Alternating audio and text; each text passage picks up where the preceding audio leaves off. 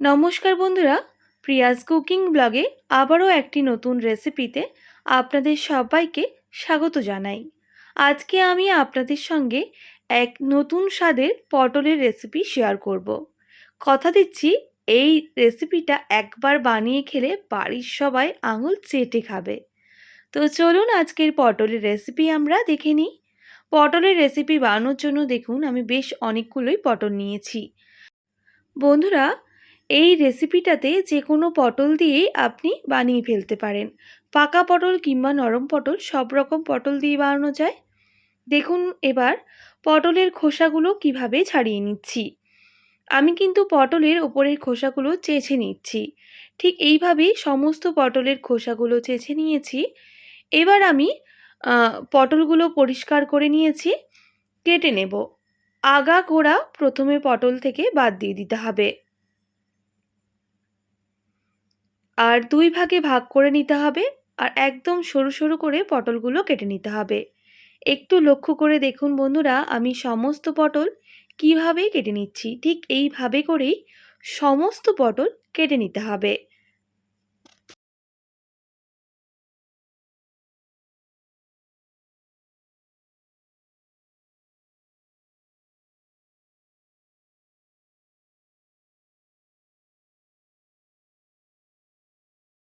ঠিক এইভাবে করেই সমস্ত পটল কিন্তু কেটে নিতে হবে।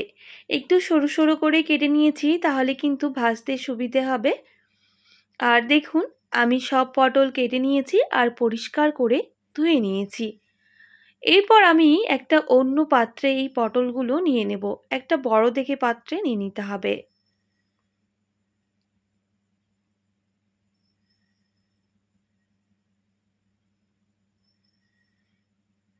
এরপর ওই পটলের মধ্যে দিয়ে দেব পরিমাণ মতো লবণ।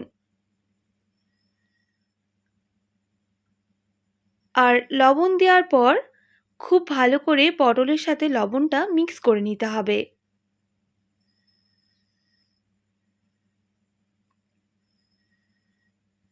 বন্ধুরা দেখুন, খুব ভালো করে পটলের সাথে লবণটা মিক্স করে নিয়েছি। এবার ঢেকে দেব প্রায় 5 মিনিট মতো। 5 মিনিট পর ঢাকনাটা সরিয়ে নেব। দেখুন পটলগুলো নরম হয়ে গেছে। এবার পটলের যে এক্সট্রা জল দেখুন আমি হাত দিয়ে চেপে চেপে বের করে নেব। সমস্ত পটল থেকে এইভাবেই পটলের এক্সট্রা জলটা বের করে নিতে হবে। দেখুন পটল থেকে এক্সট্রা জলটা বেরিয়ে গেছে। আর পটলগুলো কতটা নরম হয়েছে দেখেই বুঝতে পারছেন। এবার সাইডে রেখে দেব। আর একটা কড়াই বসিয়ে দিতে হবে। কড়াই খুব ভালো করে গরম করে নেব। গরম হয়ে গেলে দিয়ে দেব পর্যাপ্ত পরিমাপ সর্ষের তেল। প্রথমে কিন্তু কড়াইটা খুব ভালো করে গরম করে নিতে হবে, তারপর সর্ষের তেলটা অ্যাড করতে হবে। আমি কিন্তু আজকে সম্পূর্ণ রেসিপিটাই সর্ষের তেল দিয়ে করব। আপনারা চাইলে সাদা তেল দিয়েও করে নিতে পারেন। তেল খুব ভালো করে গরম হয়ে গেলে কড়াইয়ের চারিদিকটা ছড়িয়ে নিলাম। এরপর কেটে রাখা পটলগুলো দিয়ে দিতে হবে। আর পটলগুলো খুব ভালো করে নাড়াচাড়া করে নেব। আর গ্যাসের ফ্লেমটা প্রথমে লো টু মিডিয়ামে রেখে কিছুক্ষণ ভেজে নেব।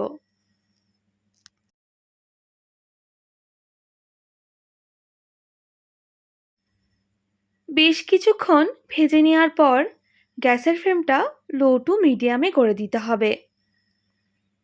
আর ঢেকে দিতে হবে প্রায় 2 মিনিটের জন্য। পটলগুলো খুব ভালোভাবে সুসেদ্ধ হবে, সঙ্গে পটলগুলো ভাজাও হবে।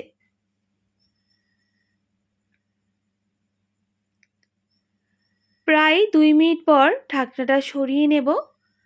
আর নাড়াচাড়া করে নিতে হবে যাতে পটলের এপিঠটাও খুব ভালো করে ভাজা হয়।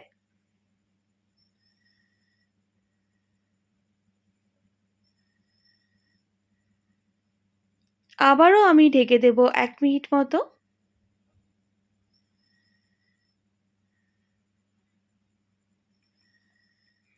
1 মিনিট পর ঢাকনাটা সরিয়ে নেব। আর গ্যাসের ফ্লেমটা হাই করে দিতে হবে।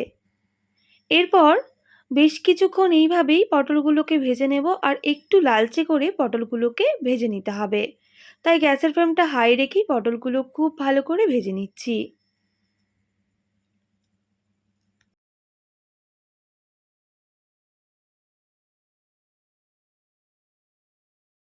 গ্যাসের ফ্লেমটা হাই রেখে পটলগুলো খুব ভালো করে ভেজে নিয়েছি। এরপর আমি তেল ঝরিয়ে পটলগুলোকে নামিয়ে নেব।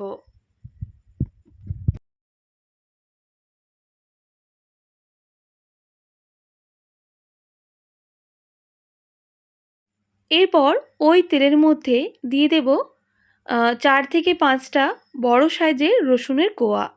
রসুনগুলো খুব ভালো করে ভেজে নিতে হবে। তাই গ্যাসের ফ্লেমটা আমি লো টু মিডিয়ামে রেখে রসুনগুলোকে ভেজে নিচ্ছি, যাতে রসুনগুলো খুব ভালোভাবে সুসেদ্ধ হয়। তাই দেখুন বেশ কিছুক্ষণ আমি গ্যাসের ফ্লেমটা লো টু মিডিয়ামে রেখে রসুনগুলোকে বেশ লালচে করে ভেজে নিয়েছি। আমি এগুলোকেও তুলে রাখছি। এরপর দুটো শুকনো লঙ্কাও আমি ওই তেলের মধ্যে ভেজে নেব।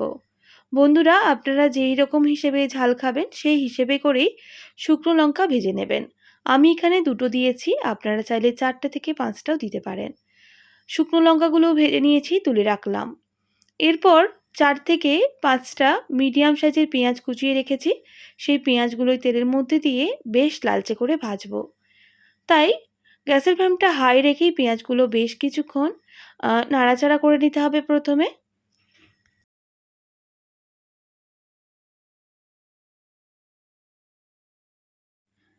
বেশ কিছুক্ষণ ভেজে নেওয়ার পর দিয়ে দেব সামান্য পরিমাপ লবণ। তাহলে পেঁয়াজগুলো খুব তাড়াতাড়ি নরম হয়ে আসবে। লবণ দেওয়ার পর আমি আবারও ভালো করে মিক্স করে নিচ্ছি আর বেশ কিছুক্ষণ গ্যাসের ফ্লেমটা হাই রেখে ভেজে নিচ্ছি।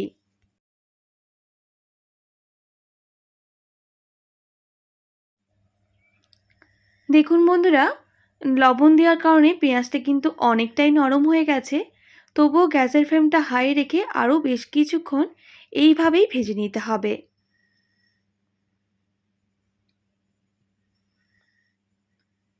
আমি পেঁয়াজের মধ্যে সামান্য পরিমাপ কালারের জন্য কাশ্মীরি লঙ্কার গুঁড়ো অ্যাড করব। আপনারা চাইলে এটা অবশ্যই স্কিপ করতে পারেন, তবে এটা দিলে কালারটা কিন্তু আরও সুন্দর আসে। তাই আমি কাশ্মীরি লঙ্কা গুঁড়োটা ওই পেঁয়াজের সাথেই বেশ কিছুক্ষণ ভেজে নিচ্ছি।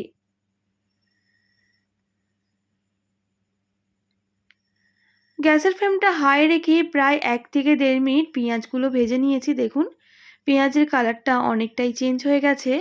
এবার পেঁয়াজগুলো তেল ছড়িয়ে নামিয়ে নিতে হবে।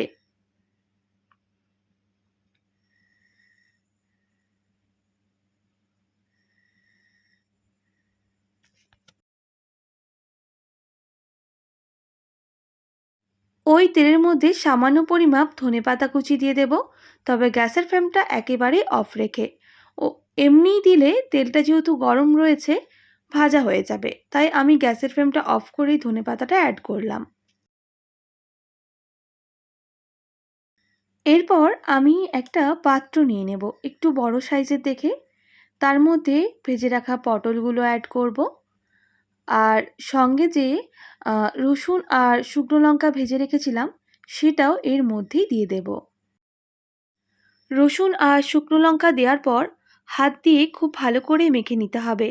যেহেতু ভাজার সময় রসুনগুলো সেদ্ধ করে নিয়েছিলাম, তাই মাখাতে কোনো রকম অসুবিধা হবে না। ঠিক হাত দিয়ে এইভাবে একটু চেপে দিলেই রসুনগুলো খুব ভালোভাবে মাখানো হয়ে যাবে। রসুন মাখিয়ে নেওয়ার পর দিয়ে দেব সামান্য পরিমাপ বিট লবণ। বিট লবণ দেওয়ার পর ওই শুকনো লঙ্কাগুলো ওই রসুনের সাথে মেখে নিতে হবে।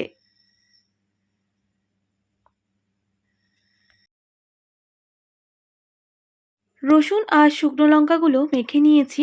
এবার ভেজে রাখা পেঁয়াজগুলো দিয়ে দিতে হবে আর সমস্ত কিছু হাত দিয়ে খুব ভালো করে মেখে নিতে হবে।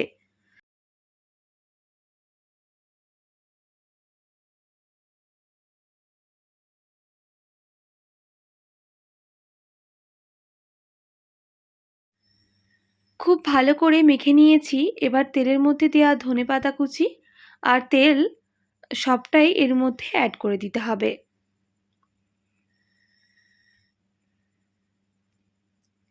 আবারও আমি খুব ভালো করে মেখে নিচ্ছি আর সঙ্গে একটু লেবু অ্যাড করছি। এতে টেস্টটা আরও দুর্দান্ত হয়।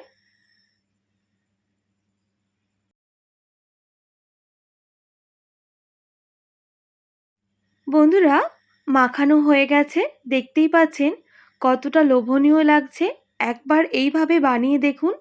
বাচ্চা বড় সবাই চেয়ে চেয়ে খাবে। আর যাকে একবার এইভাবে পটলের রেসিপি বানিয়ে খাওয়াবেন সে কিন্তু আঙুল চাটতে থাকবে। রুটি, ভাত কিংবা পরোটা কিংবা পান্তা ভাতের সাথেও দুর্দান্ত লাগে এই নতুন স্বাদের পটলের রেসিপি।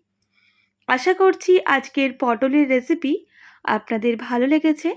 ভালো লেগে থাকলে অবশ্যই একটি like, comment, share and subscribe করে দেবেন। পাশে থাকা বেল আইকনটিও প্রেস করে দেবেন। তাহলে নিত্য নতুন রান্নার ভিডিওগুলি আপনাদের কাছে পৌঁছবে। আজকের মতো এতটাই। আবার নতুন কোনো রেসিপি নিয়ে আপনাদের সঙ্গে দেখা হবে। আপনারা ভালো থাকবেন, সুস্থ থাকবেন। আর এতক্ষণ আমার সঙ্গে থাকার জন্য আপনাদের সবাইকে অনেক ধন্যবাদ।